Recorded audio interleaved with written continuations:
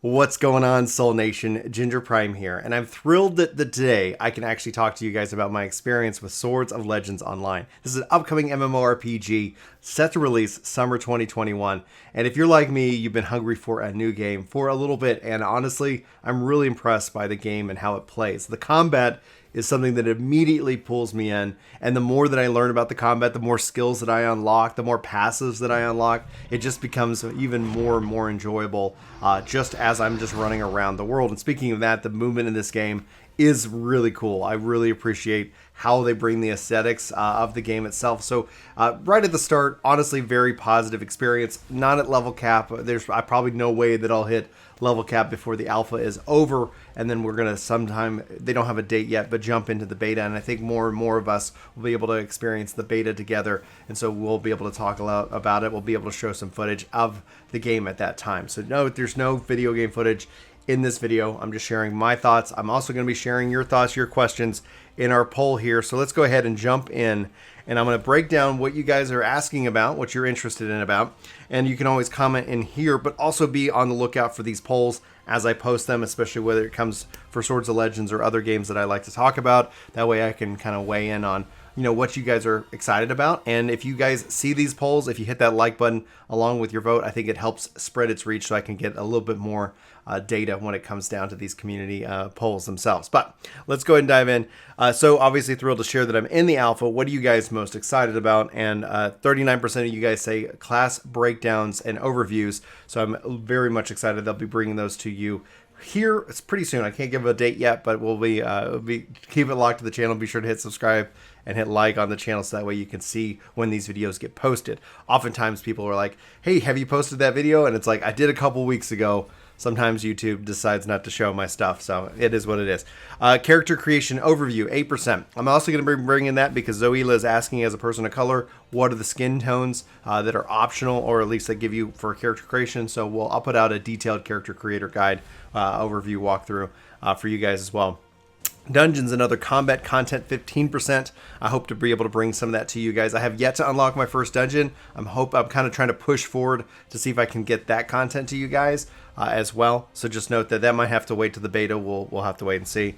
And then obviously overall impressions of the game, 35%. So this is number 2. This is the first video you guys get. We'll be sure to have updated impressions as I dive into more of the classes. But being that I get 5 classes and there's 6 classes to choose from, I'm going to have to make a choice. Right now I'm feeling like, Spearmaster is unfortunately going to be the one that gets the cut. Sorry, Spearmasters out there. And then other comment below. So let's go ahead and dive into y'all's comments, y'all's questions. And Osaki says, I hope that this is going to be worth it for an MMO because I'm hyped for something new to play. I think generally the world is hyped for something new to play, and that's an important thing. So I can't speak to if this is going to be the game for you because I don't know specifically like what you're looking for. But at the core of it, like I can say, the combat, the movement, I've been personally skipping over the story so far because I know I'm going to have to do it again. And I'd rather just kind of wait to get more invested into it. But honestly, it does a really decent job. All right, Parrot says, oh man, Lucky, looks like it's going to be a good game, if that makes sense. Is it worth it for real, for real? The question of worth is usually for me defined by $1 per hour of joy, and being obviously that I'm in the alpha under some lucky, I guess, RNG, or they saw my content and said, yeah, this is a guy that we want to have play and give some feedback on. Yeah, it's definitely exciting. Now, is it going to be worth the cost to you? For me, I already pre-ordered well before I had played this game because I was just excited. I like the visual aesthetic. Obviously, that's something very appealing to me. I like Japanese-based games. I like Korean-based games. I actually, even with Genshin Impact, I like Chinese-based games, especially with their aesthetic and how they tend to deliver the game itself. But it's good. We'll have to dive more into the concept of worth much, much later, and once we've experienced way more of this game. So I can't weigh in on if it's going to be worth it for you at this time. Sightless Sensei says, I'm curious from an accessibility standpoint, given my disability, my spouse can see, and that helps me actually play games. But since you probably can't replicate the setup as easily, it might not be a thing that you'll find out more till you actually play it. So I really be invested in hearing your thoughts overall on the sound design of the game. Also, I would really love to learn if there's other ways for interested parties to get in the alpha. And I think alpha is really restricted to like media, like you would probably see like IGN and other outlets of that nature, and then content creators in that regards. And even if it's still selected, because like even though they said they had over 300 people apply, I don't know if they put all of them into the alpha itself, so I can't speak to that. But regarding sound design, I really actually do enjoy the music and the sound design. It feels very very connected, but from an accessibility standpoint, unfortunately, I can't weigh in terms of like visual impairments and things like that. Now, as we get and are able to share more information, and as I dive more into the game, I will be keeping an eye out for any of that information for you, than for anybody else who's out there looking for it. So just that's going to be very difficult for me, but I'm trying to do my best to kind of relate what information is available, what settings are available, and as always, make sure that as this game, and we can communicate that on the forums, maybe that will be something that can, if they don't have, that they could add, but I can't speak to it too much detail. Kerbats wants to talk me to talk about gear progression. Right now, it's a very theme park based MMO. I play, I get quests, I get new gear, and it's still very in the sense of moving from A to B. So in terms of gear progression, I usually define that question as endgame gear progression, as opposed to just like playing through the base story or the base zones before you kind of get into that endgame loop. And I have not yet made it to endgame, so we'll keep it. I'm not going to speculate on what that looks like. And then Algie says, how heavily do they rely on pay and win mechanics? Currently, I've looked at every item in the cash shop, and it's all cosmetic.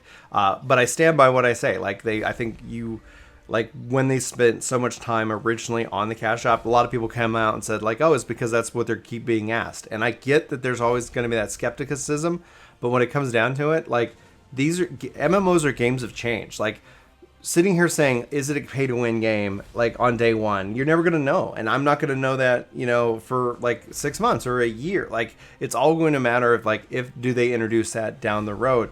And that is about trust. Do you trust that they will introduce pay to win, or they won't introduce pay to win? And you're going to have to make a choice on that. And that's going to come down to, and I get the skepticism or the hesitance, because if they don't do it today, but then in 2 years, like, could that negate your investment in the game overall? And personally speaking, that's always going to be a risk. It's going to be a risk with any company. There's companies that you trust. There's publishers that you trust. And we've seen time and time again that trust kind of be clawed away at or taken advantage of. Cyberpunk 2077 is a really classic example of a game in a studio that could do no wrong. And then all of a sudden it's like, whoops, uh-oh. But in that regards, I don't care. Like, it doesn't bother me. If they decide to go that route, then I'll just go play something else. If any studio does that. And that's why it's like, when it comes down to it, I don't really heavily engage with cash shop mechanics, but looking at some of the items in the store, they look pretty cool. I'm not going to lie. Like, they look pretty cool. And I've already got a sword that flies just by playing through the game itself. So I got something what I was like, oh, that's pretty cool. Like, I would say the cash shop items definitely outweigh the base level tutorial mount that I got. But I would expect that we're going to see a pretty interesting and cool balance overall with that. But I'll keep you guys up to date on those opinions and those things as they evolve, because right now I don't see any pay to win. I don't at all, unless you define mount collection as a pay to as your definition of winning, and that becomes something else. But I don't see power, I don't see progression locked in the cash shop whatsoever, and that's a great thing. I think that's a really good thing overall. And then this is a great question. Mike Powell says, how compatible is it with a controller? And that's actually the fun thing. I've been playing this game heavily with a controller completely. So it's been something. I'll just go ahead and switch back to my main camera. So yeah, like using the Xbox Elite Series 2, I have 2 back paddles. It has been fantastic. And there are some things that you can't do on a controller. I can't manage my inventory. There's a handful of things that you do need a mouse for. I got a little mouse here. And that's, honestly, it's fine, because the majority of the time, especially when I'm in combat, I'm able to kick back, relax, play with a controller. Okay, it's time for inventory management, etc. That's fine. But even just like interacting with NPCs, like right now how it's set up is I press the left bumper to interact with objects in the world. Interesting perspective. I would like, my feedback is like, can we make that like just X? X also acts as a default attack, whether you're holding down the left or right triggers. If you guys have played Final Fantasy XIV at all, note that like when you hold the left trigger, you get the face buttons. Just like awkwardly holding this for the video. You get the face buttons and the D-pad, and that's the same way it works. So left trigger, you get a whole 8 set of options. Right trigger, you get a whole 8 set of options, and it feels very comfortable to play. And while it's not like set up in a cross hotbar layout, which I think if they added that, holy crap, would this be epic. But I love that it has some of the general aesthetics that 14 does. One of the strange things that they currently have, and I've provided feedback on this, and I'll continue to provide feedback, is that when you're accepting the quest and you're talking to the quest, at the end of it, it has a, complete the quest or accept quest as kind of like the thing you go next. It would be great if that was a single button press. The thing is that at the left stick then becomes your mouse cursor. So just if you kind of keep it in the same spot, you can just keep pressing A and then accept quest or complete quest. So it's very clean and simple. And if they just made that naturally without having, like, if the mouse cursor ends up being moved, if you hit, because when I'm playing on this, I have to actually press the control key on the keyboard to then have my mouse act as a mouse at that point. Otherwise, it shifts me into two different gameplay modes. You have your classic, and then you have your like action combat oriented mode, which is really great on the controller itself. But I feel like the majority of my tasks and the majority of my gameplay on controller, and then it just slips into, okay, there's a handful of things that the controller just cannot do in this case. And yeah, like, I'm not even going to complain about that. That's not even a red flag. That is not even anything that I'm worried about. The fact that I can play this game on a controller, and being that it's also only PC, there's going to be a keyboard and mouse in your world. So occasionally you're going to have to engage with the mouse. And at that point, it's like it'd be kind of neat if there was a button press to have that happen, but I'm not going to sit here and stress about it too much because it is very comfortable. And I've also even played on keyboard and mouse. I have this that I've been using for Guild Wars 2, a Tartarus Pro 2 from Razer, and it actually plays great. There's some mapping things that I haven't yet figured out. I'm not the best keyboard and mouse player when it comes to video games, so that's why I prefer controller, but that is going to be what it is, so to speak. All in all, this is a really good first impression. I'm very excited about where this game's going to go. I'm excited for its potential in the space. It's really interesting. I would say it gives me a lot of Crouching Tiger, Hidden Dragon vibes. That's the right name of the movie. And that's something that's really exciting. The movement, the character exploration, it feels very, very theme park-esque MMO, but that's also the very beginning of this game. So there's a lot that I have yet to experience, and I'm going to keep playing behind the scenes. I can't show you gameplay footage. I can't stream it yet. But at some point, that's going to change, and I'll look forward to actually sharing more of my experience with you guys. And as always, let me know what questions you got so I can kind of be looking into that and try to gauge some videos and some content for you. So hopefully help make your decision easier, whether you want to jump into this game or you want to sit back and wait and see what happens with the overall reception of it in and of itself. That's going to be it. Thanks, guys, for watching. This has been Ginger Prime. You are awesome. You are a magnificent beast. For those returning subscribers, that's what you get for subscribing. Free compliments with videos, and who knows, maybe some other surprises along the way. Anyway, guys, my name is Brian. Thanks for watching. Hopefully you have a good day. Hope to see you in my next one. But until then, take care. This video is sponsored by me, Ginger Prime. Hopefully you'll check out my podcast channel, Ginger Gaming Radio, which we have lots of guests, lots of great conversations, and even more highlights.